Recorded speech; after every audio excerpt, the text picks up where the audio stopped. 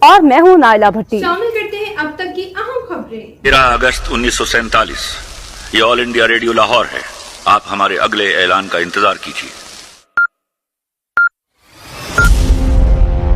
14 اگست 1947 یہ ریڈیو پاکستان لاہور ہے۔ آپ کو پاکستان مبارک۔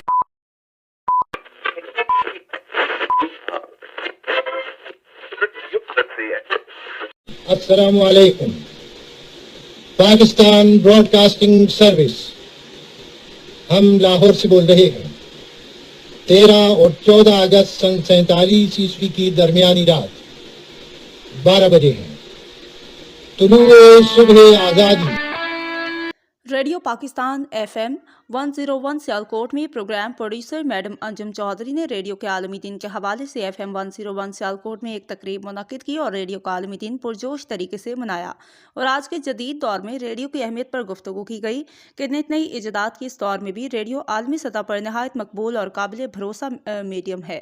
ریڈیو نے لوگوں کی معلوماتی اور تفریحی ضروریات پورا کرنے اور ثقافتی ترقی میں بے مثال کردار نبھایا ہے، بلکہ ہر حالات میں ہر موسم کے حوالے سے بروقت معلومات کی فراہمی سے لے کر قدرتی آفات کے زمانے میں عوام تک جان و مال کے تحفظ سے جڑی اہم معلومات پہنچانے کا سب سے سستا اور اہم ذریعہ ریڈیو پاکستان ہی رہا ہے۔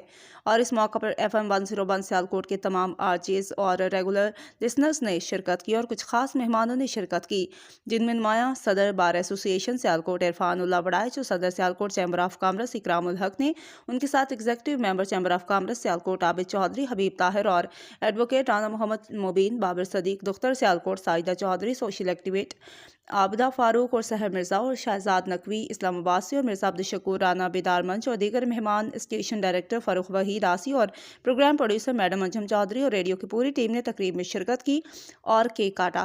اس تقریب کو لسنرز نے خوب سراہا۔ کیک کے ساتھ ساتھ ریفریشمنٹ کا اہتمام بھی کیا گیا۔ کے لیے اتنا ہی، مزید خبروں اور اپڈیٹس کے لیے دیکھتے رہیں صاحبہ نیوز HD۔